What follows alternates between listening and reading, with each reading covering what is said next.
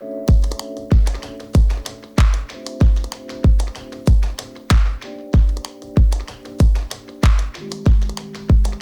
première mesure que j'ai été amené à prendre, c'est les premières journées venir tout seul à l'école, de façon à récupérer du matériel et à organiser les choses de façon à ce que les 2 ou 3 personnes que j'allais appeler de mon service ne soient pas du tout exposées et protégées.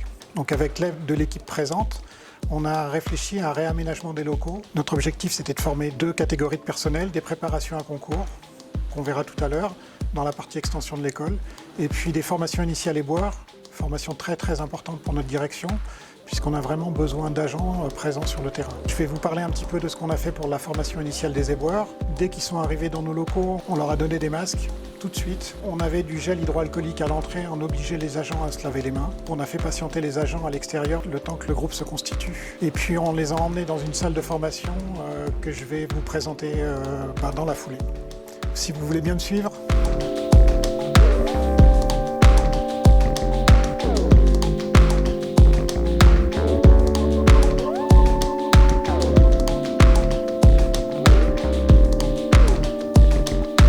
Là, nous sommes dans la salle de formation dédiée à la formation initiale des éboueurs. On peut accueillir 20 personnes, plus le formateur en toute sécurité. On a veillé à l'espacement des tables. On a à l'entrée du produit pour se désinfecter les mains. C'est quelque chose qu'on fait de très nombreuses fois. On leur demande de privilégier le passage à l'eau du robinet dès qu'ils le peuvent.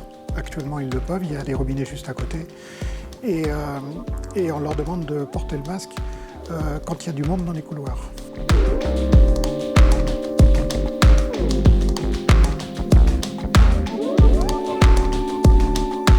Alors pour répondre à la commande de demande de formation pour les TSO et les éboueurs, on a réfléchi à déployer à distance.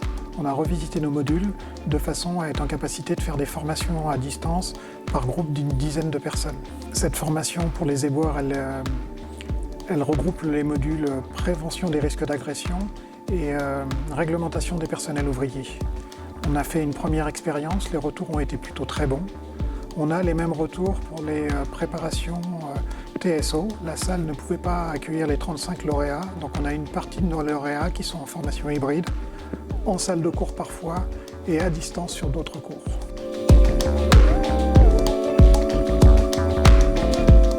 Ici, on arrive dans le vestiaire de l'école de la propreté qui sert pour les parties pratiques, les exercices pratiques et les phases d'apprentissage sur le terrain. Je vous invite à rentrer. C'est comme dans un atelier traditionnel, hein, on a mis les affiches Covid. Ici, le port du masque est obligatoire et en termes de capacité d'accueil, on est à 8 stagiaires et 2 formateurs présents dans le vestiaire en même temps. Forcément, quand on se déplace et qu'on va sur les douches ou sur les toilettes, le port du masque est également obligatoire.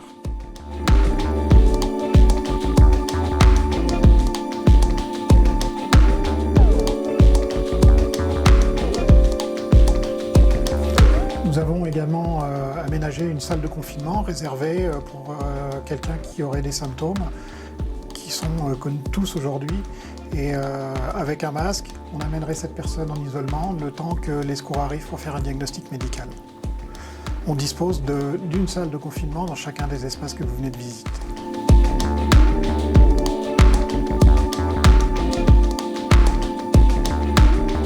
Là, vous êtes dans la partie extension de l'école. On a aménagé pour accueillir les TSO et les agents de maîtrise.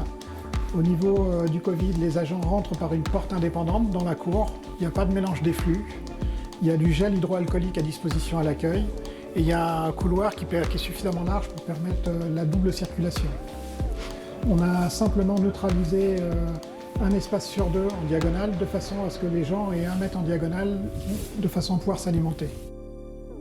Voilà.